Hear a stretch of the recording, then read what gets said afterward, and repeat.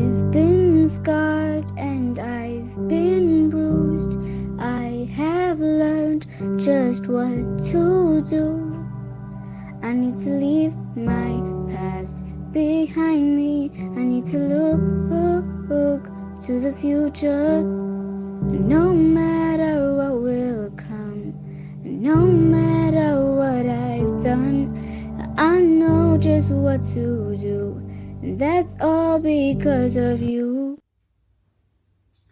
Hi, you okay, family? Welcome back to another Tuesday. Guys, thank you so much for co-traveling with me. We've enjoyed growth together. We've enjoyed friendship together. It is so cool to actually think as a person that's just usually incredibly introverted, just keep to my own space and know the same people that I've known all the time. YouTube has opened this wide, beautiful network. I know so many new people, so many cool people. It just does something to your self-efficacy. You know, all of a sudden, if I had to attempt a big thing, I wouldn't be lost in terms of who to find for what. I feel like my timeline is full of so many cool academics, so many cool creatives, so many cool scientists, that it just feels like if I want to attempt that, I know a guy who knows a guy who knows a guy, and I forget that I've never met these people. Magapelu COVID, and maybe we can see each other's faces and connect physically. But thank you for giving me that experience. It's one of the most beautiful experiences of my life, to feel so supported, to feel so connected,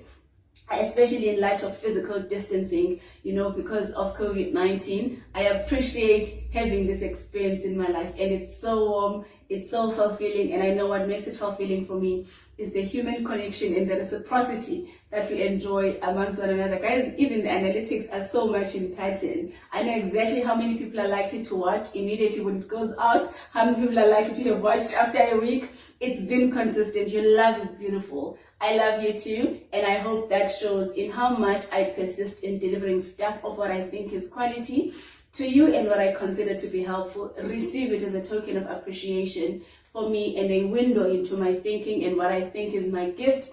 Sprinkle, sprinkle. To everyone around us, sprinkle, doing our best to make the world a better place. My name is Yana Mavumengwana, and we're doing medication adherence today because I suppose fighting an illness is one of the most life-changing things any human being will go through. And it's said that usually the vehicle that they need to fight for better odds is usually so unwelcome because it feels unnatural. Taking medication is so external. It feels like you need something outside of you to help you cope, and this goes against most people's desire for autonomy, for my body to do what I want it to do the way I want to do it. So there's usually an acceptance and a surrender required, you know, in order to be fully motivated and adherent on your treatment, to give up on the illusion that your body can do everything. And accepting that limitation is incredibly painful, as it always is when you accept a limitation. But it's also a sign of growth to declare limits and then invite compensation strategies. Firstly, my apologies for sustaining that. It's unfair, it's unkind, it's unfortunate, but it happens. Life will deal us blows of adversity, and life will deal us blows of joy. And sometimes adversity presents itself as a fault in anatomy for most people, an injury to biological functioning, an infection, etc., etc. So for most people, it could be another thing. So I know feeling ill feels unfair, because how dare other people experience a different and seemingly tolerable kind of adversity, and you get the adversity that condemns you to a lifetime of forever taking drugs. So I apologize for that, and I hope you're somewhere comforting in your journey of acceptance. Acceptance is an ongoing vow. So if you sometimes struggle, if you sometimes resist it, if you sometimes reject it, it doesn't mean, you know, your acceptance is poor. Acceptance is a renewed vow, almost like a marriage. You know, you don't always like your spouse. I think I hear this all the time from people that are married, that I don't always like my spouse, but you wake up and commit to them. So the same journey to your health is, I don't always like doing this, I don't always like doing this, but I hope you wake up and commit to it because you deserve it. You deserve to be well. Let's talk challenges, and I suppose barriers to adherence. So one of them is pill burden. I think that's the most important one. This is especially true for the people whose regimen consists of multiple drugs and multiple times in the day, that they are just tired of taking their medication. It happens, we expect it to happen, and I'm reinforcing the expectation for it to happen so that when it does happen, you don't feel embarrassed to share this with your practitioner, and you don't feel ashamed to present to health facilities saying, I got tired of taking my pills and I'm 3 days late from the day of collection. I hope this is not often, because the more people that are late, and the system is already overburdened. But in your journey of chronicity, if your illness is chronic, there will come a time where the medication is just exhausting. You don't want to take it. You don't feel like taking it. It's inconvenient. It's just not nice, especially if a person also suffers from side effects. Most of the time it's necessary. No one would just deal you a cocktail of drugs unnecessarily, but also sometimes it's worthwhile to discuss pill burden with your practitioner, and they can have a discussion with you in how they can make the fatigue a little bit better. Some medications will be like, okay, we'll move away from oral tablets and maybe towards an injectable. Some people will say, okay, let's try you on this alternative new drug. It's a fixed dose combination. It's potent because it combines this and this in one pill, but it at least reduces you having to take those 3 pills separately. The scientist responsible for that prescription will always know more than you do. So talk about the pill fatigue. Sometimes they'll send you to a psychologist so you can achieve, an exit out of the mental funk that sometimes comes with it. Whatever is necessary to help you on your journey to take 1 more kilometer, 1 more kilometer, and 1 more kilometer. I suppose another beautiful way of looking at adherence, is this switch that I want you to achieve between the concept of forever, especially for chronically ill people, where they just feel like forever is a very long time. I don't want to do this forever. Forever puts them off taking medication. And I want us to chat about why actually getting forever is a consequence of the medication, and that without the medication, you are unlikely to make it forever. So this forever you are talking about, this longevity that you seem to think, fika 30, 40, 50, if the illness is left mysterious and ravaging in your body, the likelihood and the certainty that you're going to make it to those ages is actually very, very small. So pills are not forever. It should be your body making you look forward to forever, because forever faking upon a good treatment. The beauty of medication is the fact that it brings a sense of objectivity into what is going on in your body. You can't take bloods every day. You can't scan every day. So actually, if without medication, there's this ongoing dynamic between whatever is the anomaly that is in your body and your tissues. And it's ongoing, and it's rapid, and it's ravaging, and it's winning the fight. And there is you who is, I suppose, in this vague place of not seeing what the enemy is doing, enemy being the illness in this context. Medication gives you that sense of objectivity that I know what is going on, because as you take the drug, you know exactly what is the interaction between the drug and the mechanism it's supposed to reverse, or the mechanism it is implementing that's meant to benefit your body. So, let's take HIV for instance.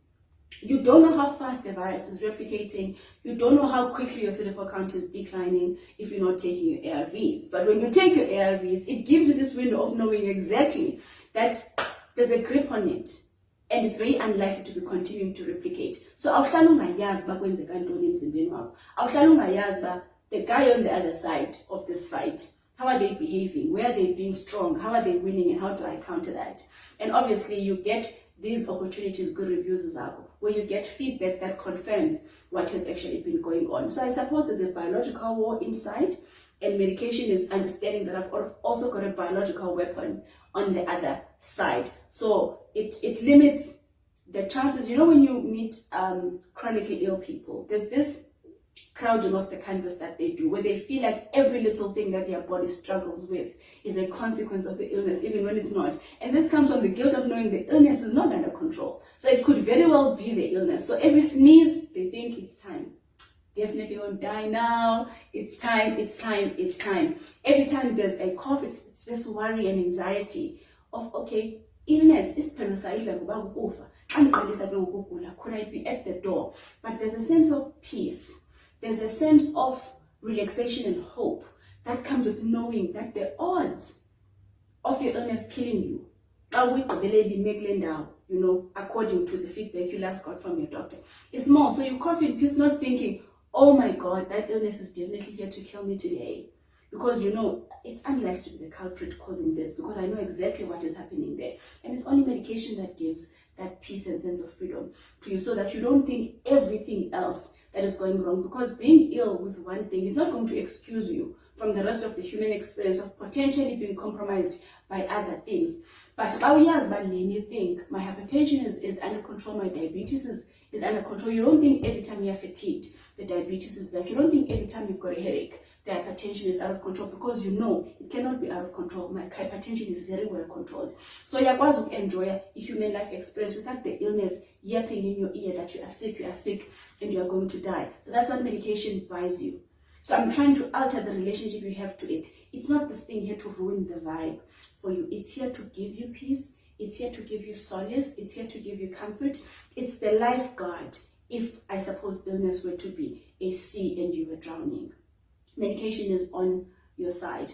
I suppose another thing that is usually a barrier, a huge one, to medication adherence is side effects, where the pill that you're taking is making you feel some other physical discomfort that is intolerable, be it malaise, be it weight gain, be it headaches, and whatever. So people feel like, now that I'm on this, I don't feel okay, and this was meant to make me feel okay, so I'm going to delete the external thing because we're my right.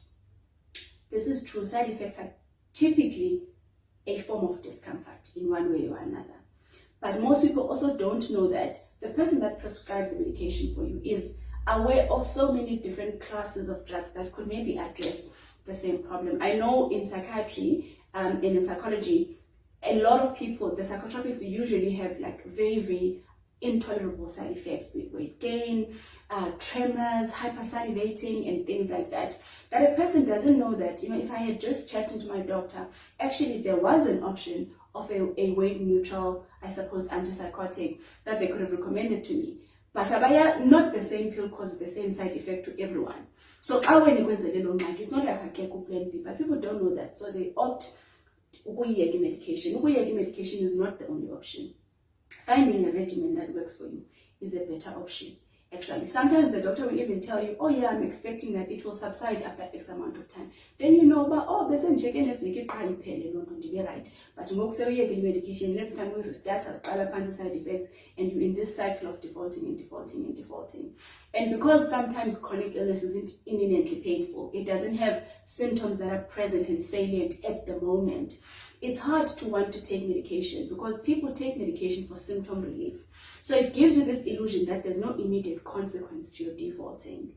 So this is why most people default and feel like nothing is happening, and will only get back to their meds when symptoms present. And usually by then there's more damage, meaning there's an additional drug that is needed to reverse the consequences of the defaulting. So you may think there's no immediate consequence, and this is the behavioral thing with not sustaining consequence. I wish we could all know, with crime, with whatever, that it is certainty of an outcome that induces behavioral change, not severity of an outcome. So isn't necessarily going to make them not do that thing if there's a chance that it may not happen. So humans don't deal with the probability. Certainty. So usually if you do X, Y, Z, death penalty, then people are like, yes, as conviction rates are like sky high,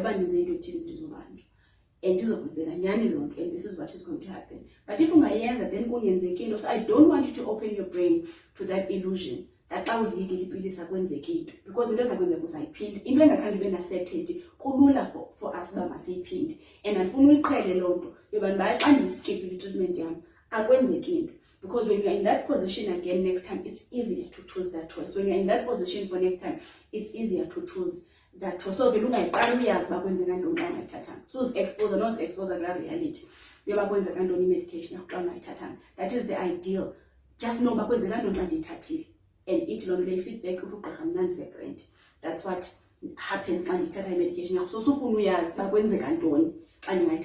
once we and it's livable, it becomes less scary, and you're going to do it again, and then you're going to do it again, and it will be habit, and then you're going to default. And also defaulting, the mysterious guy in the inside of your body is having a filled time. I can touch a break when you take a break from your medication. Suppose denial is also another huge thing, and I think people that aren't in the psych space tend to think denial is a lack of awareness. Denial is a very conscious defense mechanism. It's actually repression that is unconscious. So sometimes when people talk about their illness, sometimes when people seem to be okay consciously with their illness, people think, I get caught in denial. Denial is very conscious. They walk out of your practice and they engage with you verbally with their illness, and that does not mean acceptance. Acceptance is such an intrinsic and ongoing thing. Talking about it and being consciously aware of the fact that people are ill does not actually mean I am ill. Illness. So it's not secrecy, a indication of I am ill. I'm going to take a note. No, I'm by taking to be a kind I am ill.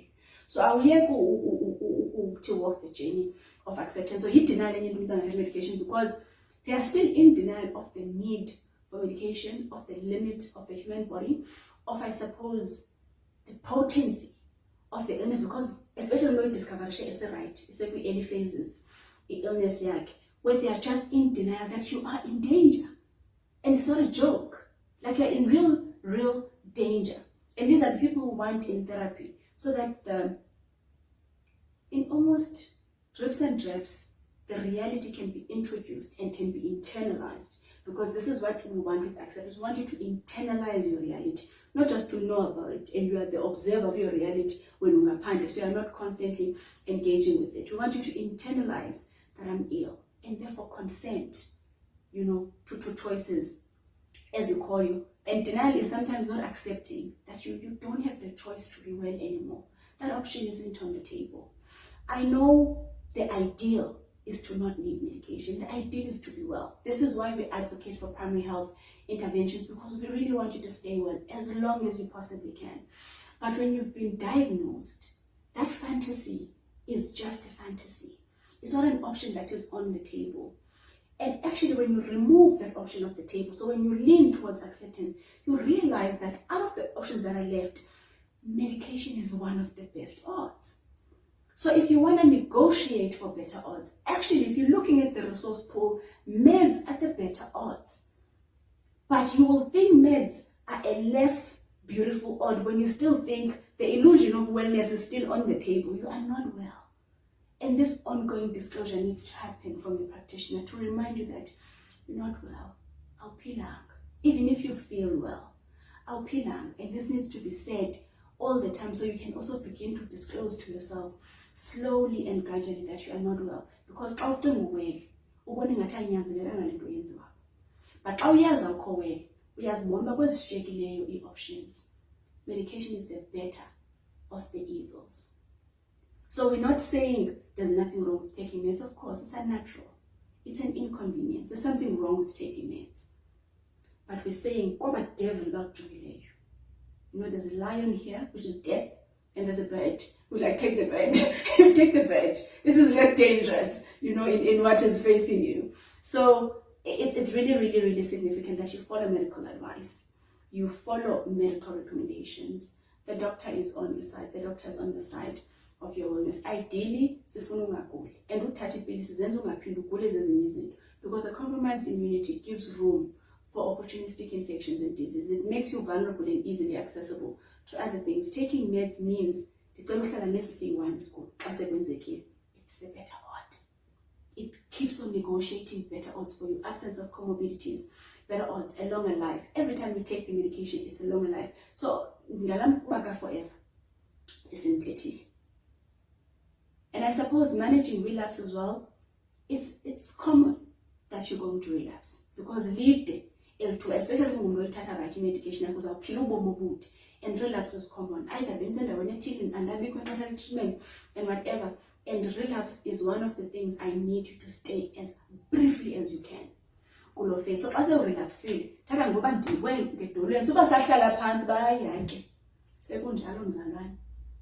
no, you limp all the way to the finish line. You limp all the way to the finish line.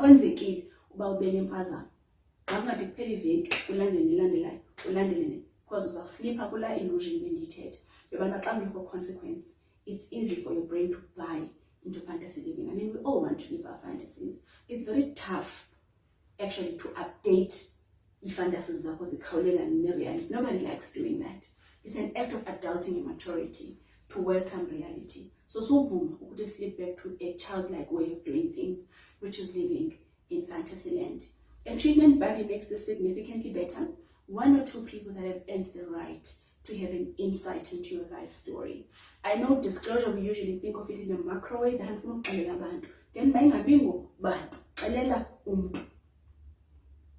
you just literally need another person to akuphela command. You know, all journeys traveled with a partner just have a better chance of being completed. You know, if you're running and you're running alongside someone, 2 kilometers, you know, to support this person that is next to you. Okanye uhotspotter kwawakhe amandla. Abantu abazimarathoners and whatever. Bazaxelela kamaradi yancedisa. So i-treatment buddy yenzelwe loo nto. Ubana xa kuphela wakho amandla because azawuphela. Kubekho umuntu othi awalibelanga amayeza.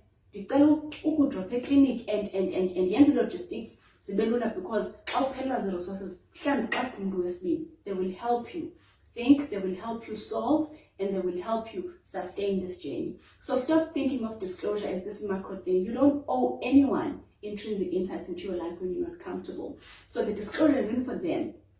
It is for you. It's an act of kindness towards yourself. So if there's people whose relationshiping with you trust, and if there's people whose connection to you can sustain life adversities, maybe tell those people or that person, it helps a lot as well for the non-pharmacological things of managing impilo yakho, because zona zenzeka alongside abanye abantu. So if abekho in kule nto yakho bazakwenzela nzima. People default because the system around them isn't walking the same line of their recovery.